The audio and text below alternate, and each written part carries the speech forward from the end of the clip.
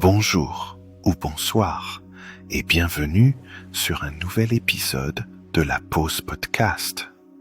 On se retrouve aujourd'hui pour explorer un sujet fascinant et souvent sous-estimé, l'histoire du bouton. Imaginez un instant le vêtement que vous portez aujourd'hui. Peu importe son style, sa couleur ou sa forme, il est probable qu'un ou plusieurs boutons le complètent. Ces petits objets semblent si anodins, n'est-ce pas? Pourtant, ils ont traversé les âges et les cultures, devenant des symboles de fonctionnalité, de mode et même de statut. Pour commencer notre voyage, revenons plusieurs milliers d'années en arrière, à l'époque où le bouton tel que nous le connaissons n'existait pas encore. Vers 2000 avant J.C., dans les civilisations de la vallée de l'Indus, les boutons étaient utilisés principalement comme ornements, souvent sculptés dans des matériaux précieux comme l'ivoire ou le métal. Ils étaient alors plus un signe de richesse qu'un dispositif de fermeture. Au fil des siècles, leur fonction a évolué. Au Moyen Âge, en Europe, les boutons étaient utilisés pour maintenir les vêtements en place.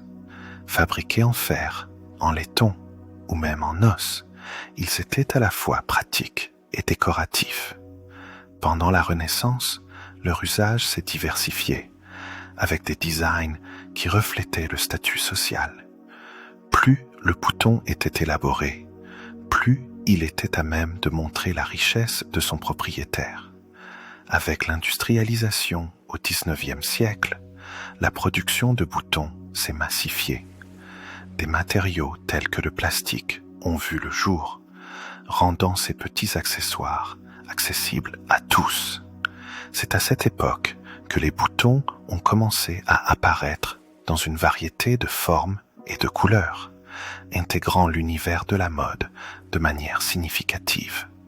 Aujourd'hui, le bouton est bien plus qu'un simple outil de fermeture.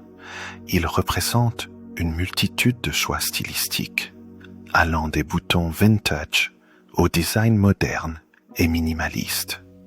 En fait, chaque bouton raconte une histoire et peut évoquer des souvenirs, des émotions ou des expériences passées, tant pour ceux qui les fabriquent que pour ceux qui les portent.